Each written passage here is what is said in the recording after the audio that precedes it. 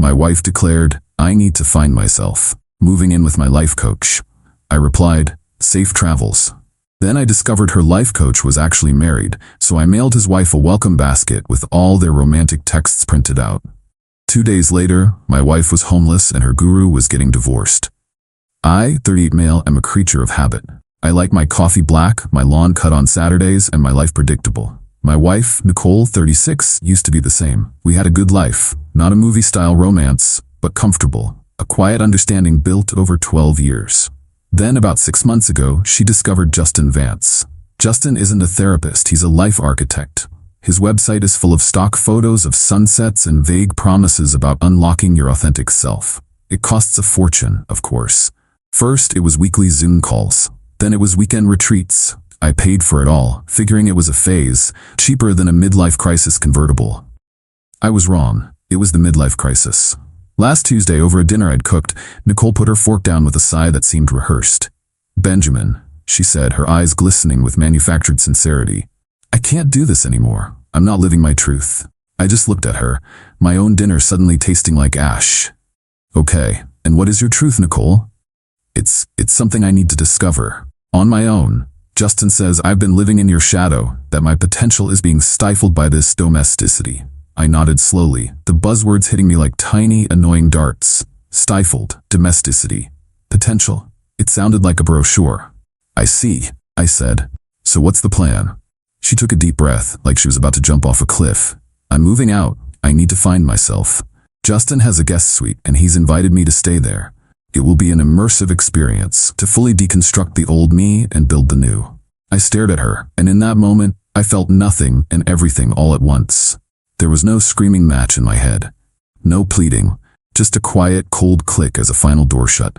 I had watched her drift away for months, watched her parrot this man's empty philosophies. This wasn't a surprise, it was a destination. Okay, I said. Nicole blinked, thrown off. She was prepared for a fight, for tears, for me to beg. My compliance was not in her script. Okay, that's it, she asked, a flicker of irritation in her voice. I'm not going to hold you captive, I replied, taking a sip of water. If you need to leave, then you need to leave. Safe travels. She left the next day, packed 3 oversized suitcases full of clothes I'd bought her. As she was leaving, she paused at the door. I'll call you when I'm settled. We can figure out the stuff. I just nodded. Take care of yourself, Nicole. She walked out, leaving a void in the house that honestly felt more peaceful than her presence had in months. But peace doesn't last. That night, I started doing some practical cleanup. I canceled the alert on my credit card for a high-end department store she frequented. While doing so, I saw a recurring charge I didn't recognize. The Artisan Bean Club, a gourmet coffee subscription. We drink instant. Curious, I logged into the account. The password was, predictably, Justin Vance, 2024. The subscription was for a bi-weekly delivery of single-origin pour-over coffee. The delivery address wasn't a commercial building. It was a large, single-family home in a very nice suburban neighborhood. A quick search of public property records for that address gave me 2 names, Justin Vance and Catherine Vance, his wife. A sick, hot feeling washed over me. It wasn't calm clarity. It was the physical sensation of betrayal. For a moment, I had to sit down. My heart was pounding. This was real. Then, I remembered the old iPad we kept in the study. We'd bought it years ago, and Nicole used it for a while before getting a new one. She never bothered to wipe it.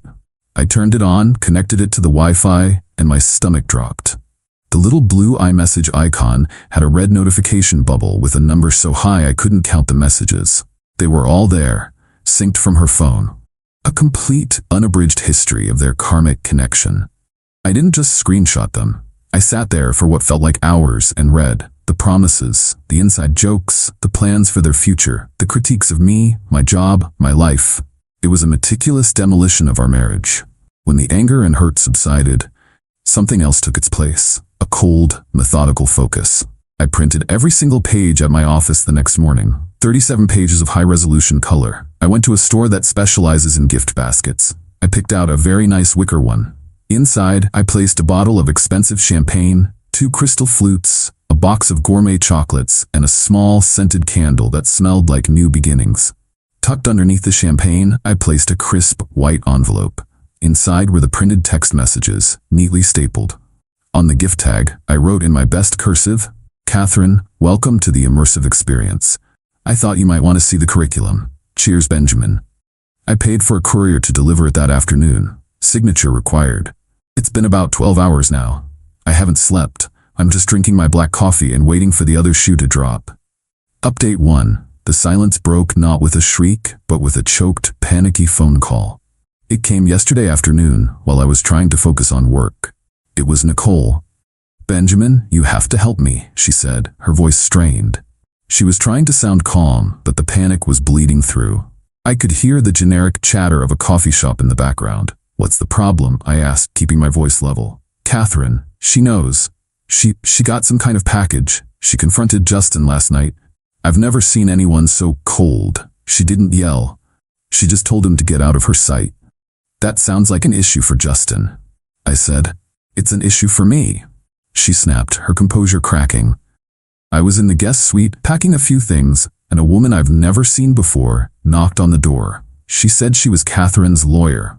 She told me I was trespassing on private property and that I had 1 hour to remove my belongings before they would be disposed of. Benjamin, she had a police officer with her. So, not a lawn full of clothes, something much colder and more efficient. I almost had to respect it. That sounds stressful, I said, repeating my line from a hypothetical conversation I'd had in my head.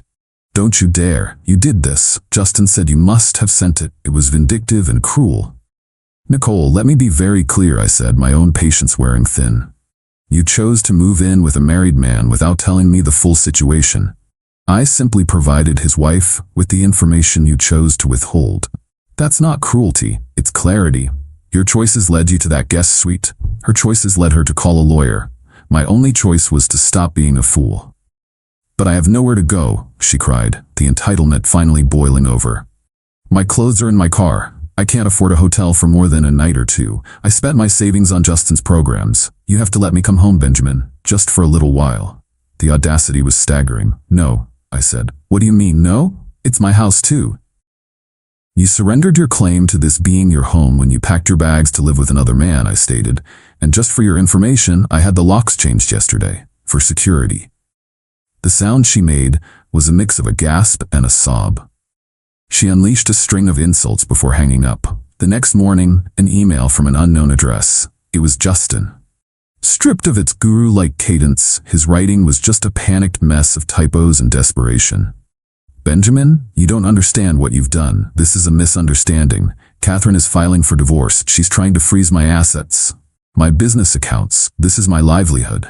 You have to talk to her. Tell her you were mistaken, that you misinterpreted things. It was coaching, an exercise.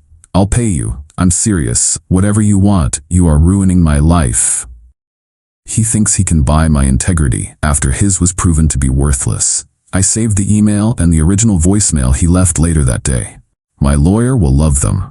Nicole has been burning up my phone, alternating between begging and threats. She's staying with a friend who is clearly getting tired of her.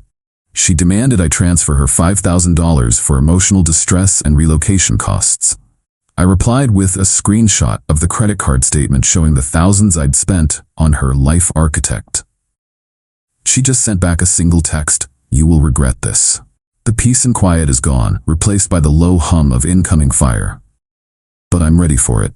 Update 2. The last 2 weeks have been an education in weaponized entitlement.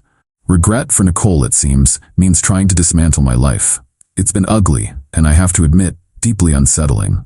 She made good on her threat. The social media smear campaign began. Long, rambling posts about being a victim of coercive control and financial abuse. She painted a picture of me as a soulless automaton who crushed her spirit. She was careful not to mention Justin's name or his marital status, of course.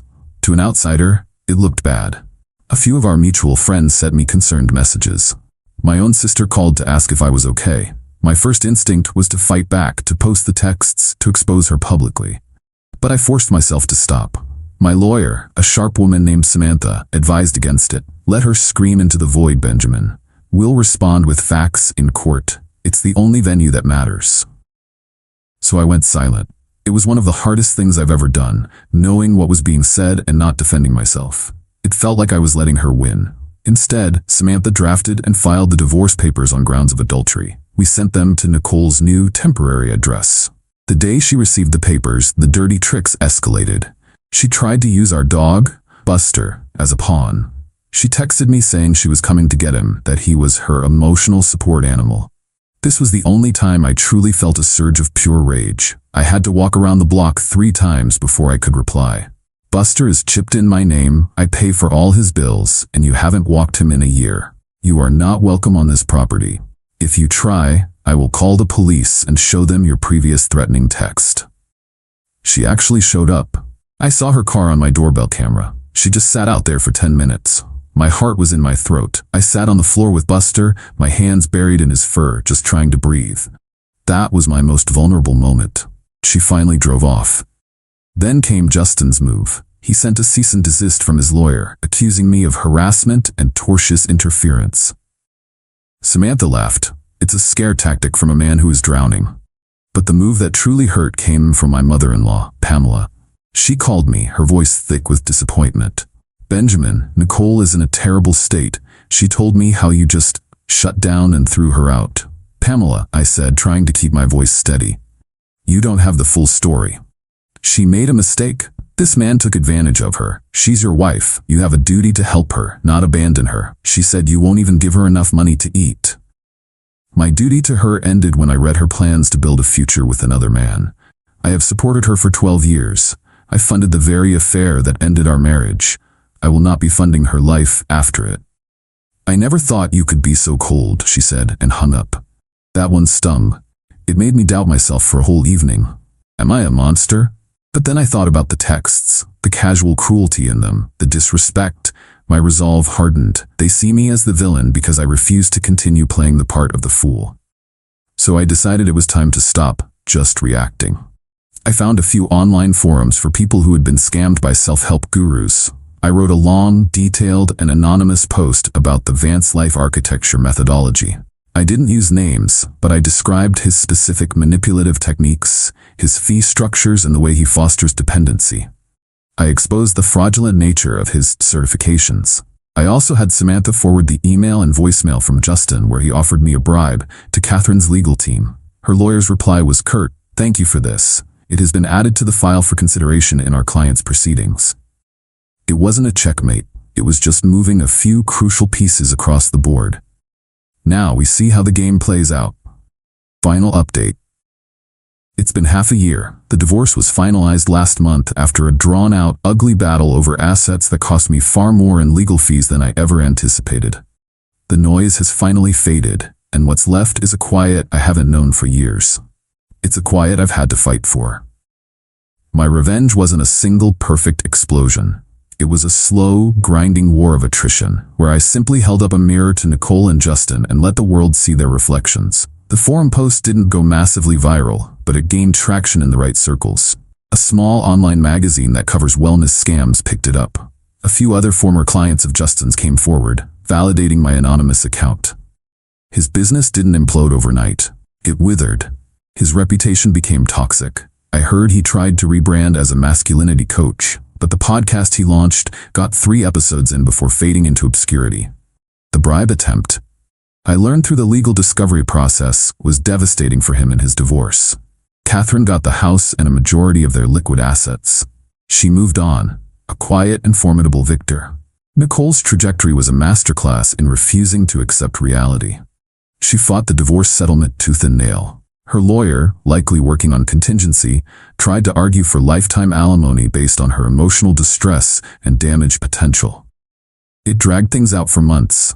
We settled out of court. She got what she was legally entitled to from our shared assets, which, after her own legal fees were deducted, was a fraction of what she expected. There was no windfall. I saw her once about a month ago in the parking lot of a hardware store. She was getting into a beat-up sedan. She looked stressed, arguing on her phone. She didn't have the authentic glow from Justin's brochures. She just looked like a normal person having a bad day. Our eyes met for a split second. There was no sadness in her gaze, just a flash of pure, undiluted resentment. Then she got in her car and drove away. Last I heard, she's working in customer service and sharing an apartment with a roommate. The domesticity she despised is her reality now, just without any of the comfort or security she blew up. 2 weeks ago, I got a final email from her. It was a long, rambling tirade, blaming me for her debt, for her dead-end job, for her unhappiness. It ended with, "I hope you're happy now that you've destroyed everything." It was the last gasp of her entitlement, the unshakable belief that her life was my responsibility. I stared at the message for a long time. The old me, the man from a year ago, would have felt a pang of guilt. But I am not that man anymore. I've been through a war.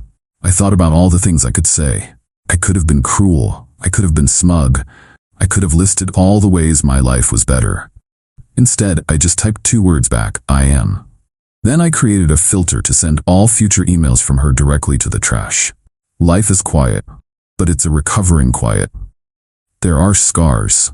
The legal battle drained a significant portion of my savings. A few old friendships never recovered from her smear campaign. But the house is mine. I've started woodworking in the garage. It's methodical, it requires patience, and you can't cheat the process. You have to build on a solid foundation. It's a lesson I had to learn the hard way.